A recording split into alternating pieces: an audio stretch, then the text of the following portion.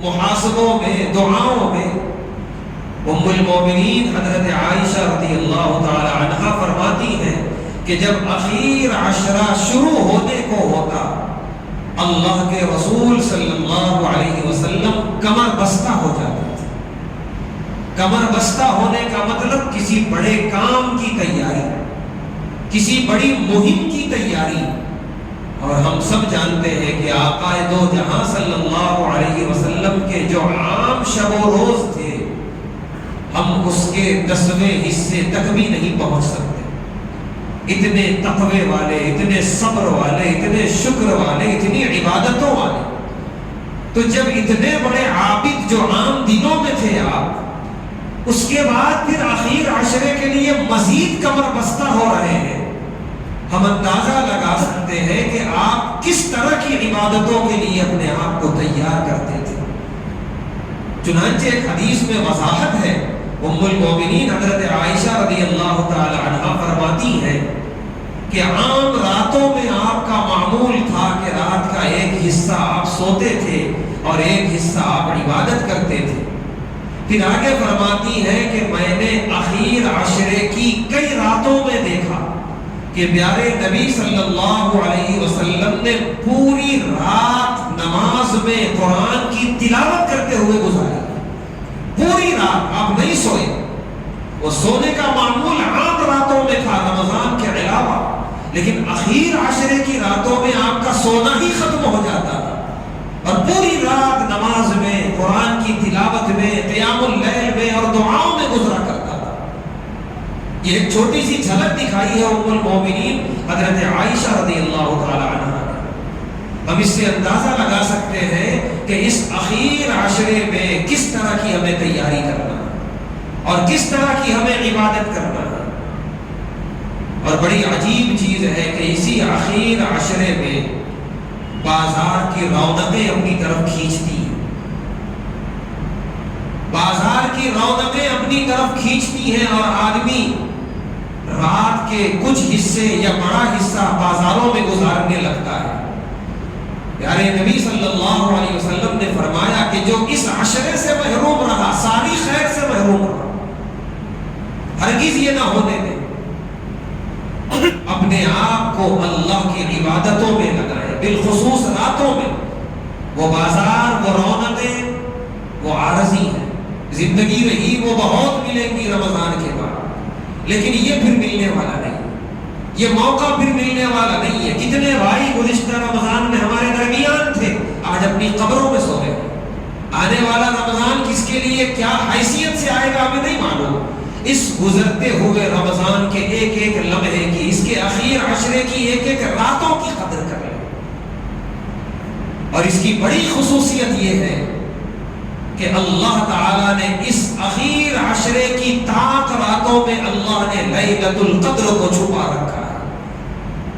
بڑی عظیم رات جس کے بارے میں اللہ نے پوری سورہ نازل فرمائی، اِنَّا أَنزَلْنَاهُ فِي لَيْلَةِ الْقَدْرِ۔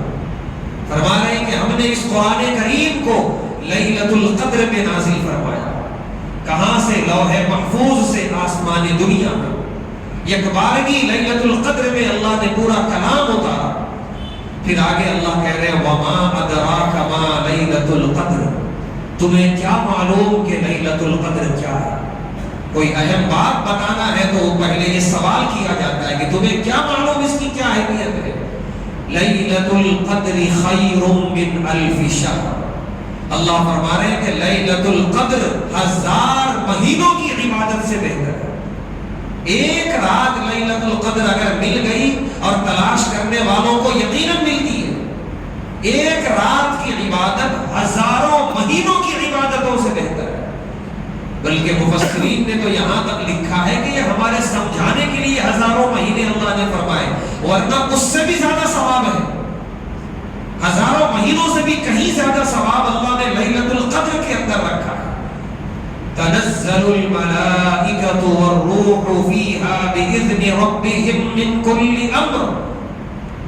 فرما رہے ہیں کہ اس رات سارے فرشتے حضرت جبرائیل علیہ السلام کی نگرانی میں، ان کی قیادت میں دنیا میں تشریف لاتے ہیں۔ اللہ کے احکامات، اللہ کی رحمتیں اور برکتیں لے کر سلام ہی حتی مطلع الفجر، اور سلامتی کی دعائیں کرتے ہیں، سلام پیش کرتے ہیں عبادت کرنے والے مومنین پر، ان پر رحمتیں اترتی ہیں، ان پہ برکتیں اترتی ہیں فجر طلوع ہونے تک۔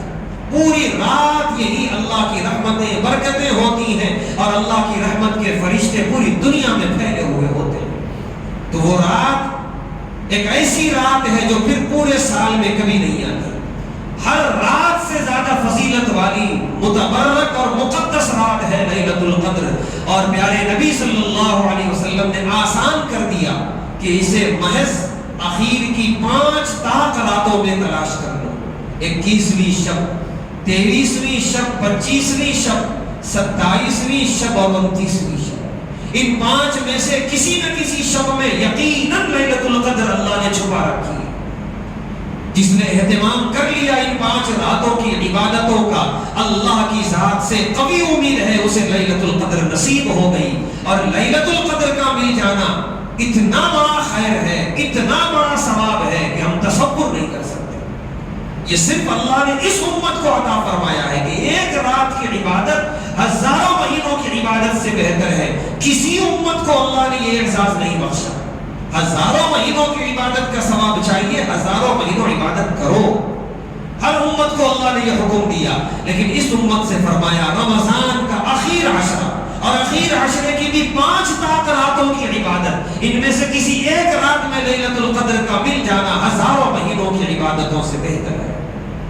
ایسی بڑی پیشکش ہے اللہ تبارک و تعالیٰ کی طرف سے، جس کے لمحات بس شروع ہونے والے ہیں غروب آفتاب کے ساتھ۔ ایسے میں ہم کہیں اور غافل رہیں، کوتاہی کا ثبوت دیں، سستی برتیں، ہم سے بڑا محروم القسمت کوئی نہیں ہو، بلکہ اللہ بچائے ہم سے بڑا اللہ کی لعنت کو دعوت دینے والا کوئی نہیں ہوگا۔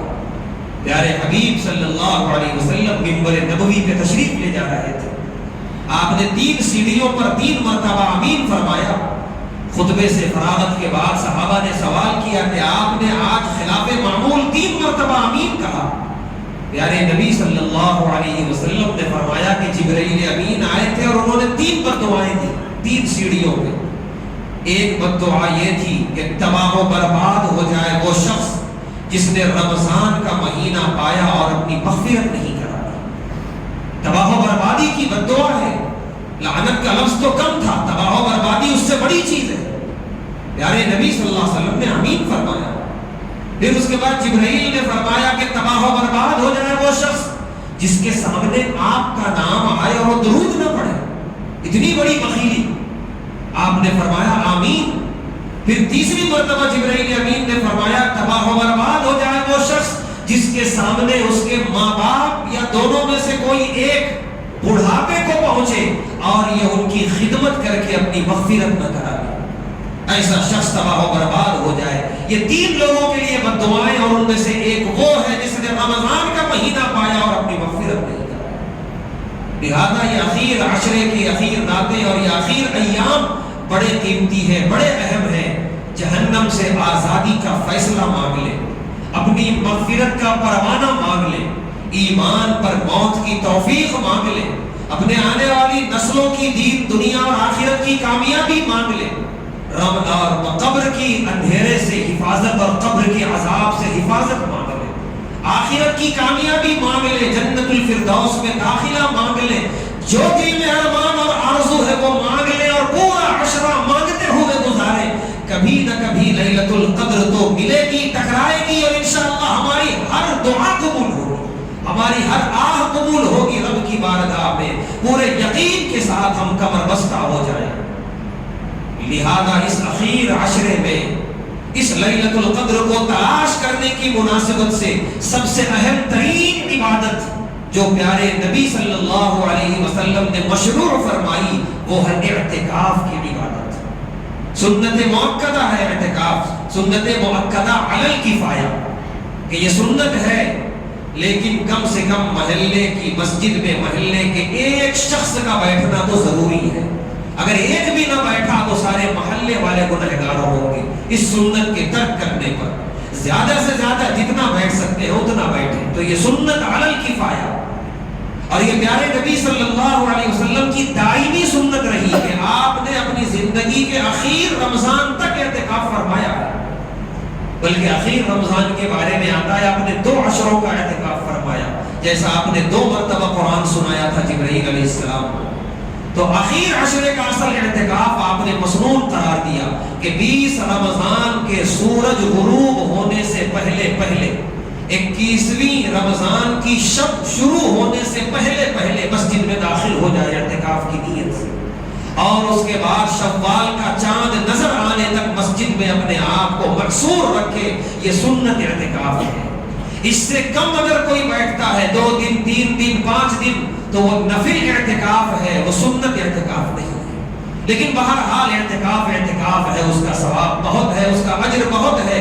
ہو سکے تو ہم پورا سنت اعتکاف بیٹھیں، نہ ہو سکے تو نفل اعتکاف ہی سے ہی بیٹھنے کی کوشش کریں۔ اعتکاف کا مطلب ہے اپنے آپ کو اللہ کے دربار پہ لا کے مقید کر دینا، محصور کر دینا، اور بالکل اپنے آپ کو اللہ کے حوالے کر دینا کہ میں ہوں اور اللہ ہے، باقی تیسرے مخلوق سے کوئی مطلب نہیں ہے۔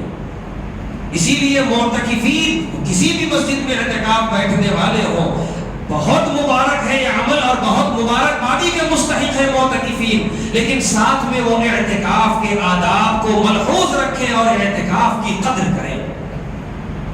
خاص طور سے اعتکاف کا مطلب یہ ہے کہ اپنی توجہ مکمل اللہ کی طرف ہو۔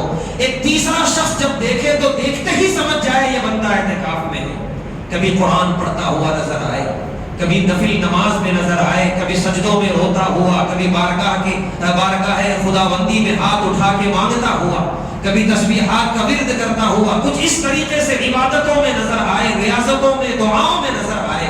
ایسا نہ ہو کہ دیکھنے سے معلوم ہی نہ ہو کہ یہ اعتکاف میں ہے، کہ یوں ہی مجلس بیٹھی ہے، بات چیت چل رہی ہے، ہنسی مذاق بھی ہو رہا ہے، یہ سب اعتکاف کے روح کے خلاف ہے۔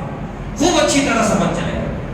اسی لیے اعتکاف بیٹھنے سے پہلے فقہا نے لکھا ہے کہ پہلے خوب اچھی طریقے سے اپنے آپ کو دیکھ لیں کہ تمام مصروفیتوں سے فارغ ہو یا نہیں ہو، میری طبیعت میری صحت مکمل طور پہ صحیح ہے یا نہیں ہے، سب طریقے سے جب اطمینان ہو جائے پھر اس کے بعد اعتکاف بیٹھا جائے، کیونکہ اعتکاف بیٹھ کر پھر اس کی ناقدری کرنا یہ اور زیادہ گناہ کا سبب ہو سکتا ہے۔ اس لیے اعتکاف بیٹھنے کے بعد بعض مرتبہ یہ دیکھا جاتا ہے بعض مساجد میں نوجوان اعتکاف بیٹھے ہیں، تھکاوٹ محسوس ہو رہی ہے، ایک طرف سو رہے ہیں، تراویح چل رہی ہے دوسری طرف سو رہے ہیں مسجد کے کونے میں۔ یہ اعتکاف نہیں ہے، یہ اپنے آپ کو دھوکہ دینا ہے اعتکاف کے نام پر۔ اسی طریقے سے اعتکاف بیٹھے ہیں، محلے کے نوجوان دوست آ رہے ہیں نماز میں تو ان سے لمبی چوڑی باتیں چل رہی ہیں مسجد میں پیچھے حصے میں، یہ اعتکاف نہیں ہے۔ یہ ساری کام تو اعتکاف کے باہر بھی ہوتے تھے۔ یہاں تک فقہا نے لکھا ہے کہ جو مسجد کی صفوں سے باہر کا حصہ ہے مسجد ہی کے اندر، جیسے طہارت خانہ، وضو خانہ، وہاں بھی صرف ضرورت کے لیے جانا ہے، ضرورت پوری ہوئی سیدھے اپنے آپ کو مسجد میں لے آئیں۔ ضرورت سے زیادہ اگر وضو خانے میں وقت گزارا تو اعتکاف مکروہ ہو جائے گا۔ مؤذن اور امام کے کمروں میں جانا اس سے اعتکاف کے فاسد ہونے کا ڈر ہے، فقہا نے لکھا ہے۔ اسی لیے دور قدیم میں جو ہوتا تھا کہ پردے سے گھیر لیتے تھے، اپنے آپ کو اسی پردے میں رکھتے تھے، بہترین طریقہ تھا یہ۔ اگر پردہ نہ بھی گھیرے آج کے زمانے میں، کم سے کم اپنے ذہن میں رکھ لیں کہ یہ میری جگہ ہے، مجھے یہیں رہنا ہے، باقی تیسری مخلوق سے کوئی مطلب نہیں ہے۔ اور خاص طور سے ہاتھوں میں رہنے والا یہ موبائل اگر ہاتھ میں ہے تو پھر یہ توجہ بٹنا ہی بٹنا ہے ہر حال میں۔ یہ دنیا کی طرف لے جائے گا توجہ، دنیا کی خبروں کی طرف، اعزاء اور اقربا کے میسج کی طرف، نہ جانے کہاں جائے گا دماغ یہ۔ اس سے اعتکاف بیکار ہو جائے گا، خراب ہو جائے گا، کوئی فائدہ نہیں ہے اس اعتکاف سے۔ لہٰذا اسے گھر چھوڑ کے مسجدوں میں داخل ہو خوب اچھے طریقے سے، اور اپنی پوری کی پوری توجہ صرف اور صرف اللہ کی طرف ہو۔ اپنے گناہوں کو یاد کریں اور خوب روئیں، توبہ کریں، اپنے والدین کے لیے دعائیں کریں، اپنے اقربا کے لیے، مریضوں کے لیے، ساری امت کے لیے دعا کریں۔ معتکف بڑا قابل قدر ہوتا ہے، ان سے ہم بھی دعاؤں کی درخواست کریں اگر کوئی اعتکاف میں بیٹھ رہا ہے تو لہذا اعتکاف یہ بہت عظیم سنت ہے اور بڑی قابل قدر عبادت ہے۔ بڑے مبارکبادی کے مستحق ہیں جو اعتکاف بیٹھ رہے ہیں، اور جو نہیں بیٹھ رہے ہیں وہ بھی ارادہ کریں اس سال نہ صحیح آئندہ سال اس عظیم سنت کو انشاءاللہ ضرور ادا کریں گے۔ یہ عظیم عبادت آدمی کے دلوں میں تبدیلی پیدا کرتی ہے، زندگی کے نظام میں تبدیلی لاتی ہے۔ गुनाहों की सलाहियतों को मुर्दा करके नेकियों की सलाहियतों को जिंदा करती है ये इबादत। लिहाजा ये आखिर आशरे में एक अहम तरीन इबादत है एहतिकाफ करना। और दूसरी इबादत और जिम्मेदारी जो हर एक के लिए है, चाहे वो मोतकिफ हो या ना हो, वो है लैलतुल क़द्र को तलाश करना। हर कोई लैलतुल क़द्र को तलाश करे, मोतकिफ है वो भी, जो मोतकिफ नहीं है वो भी। बिलखुसूस ताक रातों में खूब इबादतों का एहतिमाम हो, चाहे वो अल्लाह के घर में हो या अपने घर में हो, चाहे वो मर्द हो चाहे वो खवातीन हो, खूब अल्लाह के हुजूर में मांगे, खूब रोए, खूब गिड़गिड़ाएं।